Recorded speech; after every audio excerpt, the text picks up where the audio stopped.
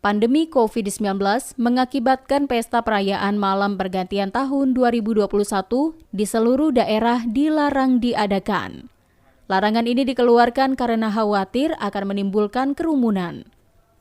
Pada malam pergantian tahun baru kali ini juga tidak ada riuh bunyi trompet yang sangat identik dengan malam pergantian tahun baru. Sejumlah pengrajin trompet juga sudah memperkirakan akan adanya larangan perayaan tahun baru karena pandemi COVID-19 yang belum juga berakhir. Saat ini mereka memilih tidak membuat trompet untuk menghindari kerugian. Seperti yang dialami sejumlah pengrajin di daerah Cikepuh, Kota Serang, Banten, pengrajin trompet yang merupakan pendatang dari daerah Jawa Tengah ini biasanya membuat hingga ribuan trompet yang dijual ke sejumlah daerah di Banten. Namun kali ini tak satu pun dari mereka yang membuat trompet. Untuk mencukupi kebutuhan sehari-hari, mereka beralih sebagai penjual jamu keliling. Menurut mereka, penghasilan sebagai pedagang jamu lebih menjanjikan di saat pandemi dibandingkan sebagai pengrajin trompet.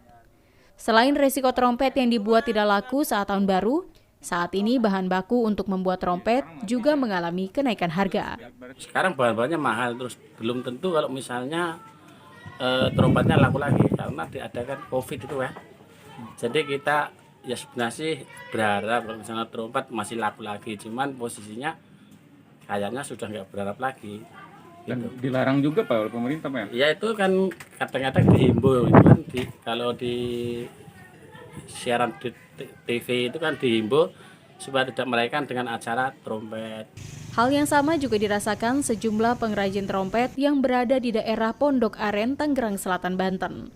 Bahkan matinya kampung trompet di tempat ini sudah terjadi sejak 3 tahun lalu.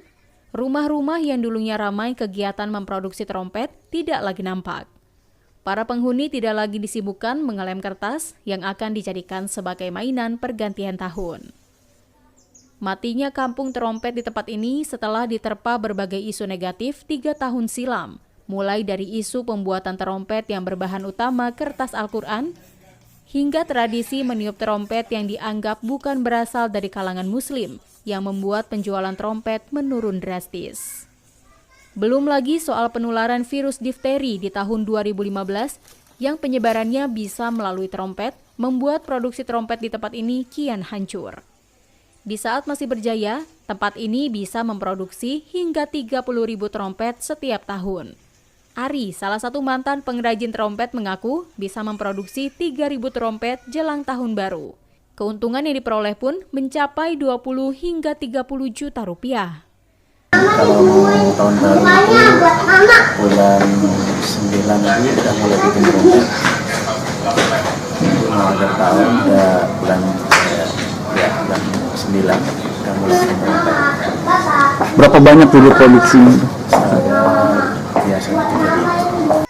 Dahulu hampir setiap rumah di tempat ini berprofesi sebagai pengrajin trompet dengan skala besar, sehingga tak heran gang keluarga mendapat julukan kampung trompet.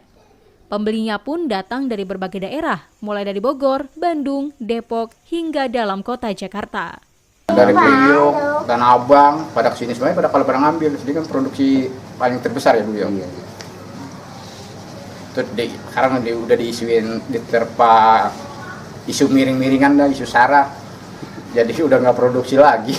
Total semua udah nggak ada total semuanya. Kini sebagian besar pengrajin trompet memilih untuk kembali ke kampung halamannya. Hanya segelintir orang yang masih bertahan dengan beralih profesi menjadi pedagang mainan, berjualan jamu keliling, hingga menjadi pedagang makanan. Okian Rianto dan Syabudin Atar melaporkan dari Serang dan Tangerang Selatan, Banten. Tahun baru, semangat baru. Pandemi bukan penghalang untuk tetap berkreasi. Nah, kami sedang mencari sosok yang siap berani berubah.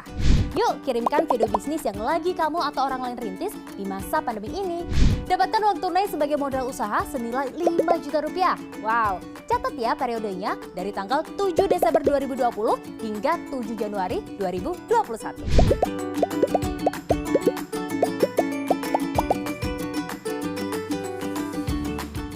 Masa depan cerah karena siap berani berubah.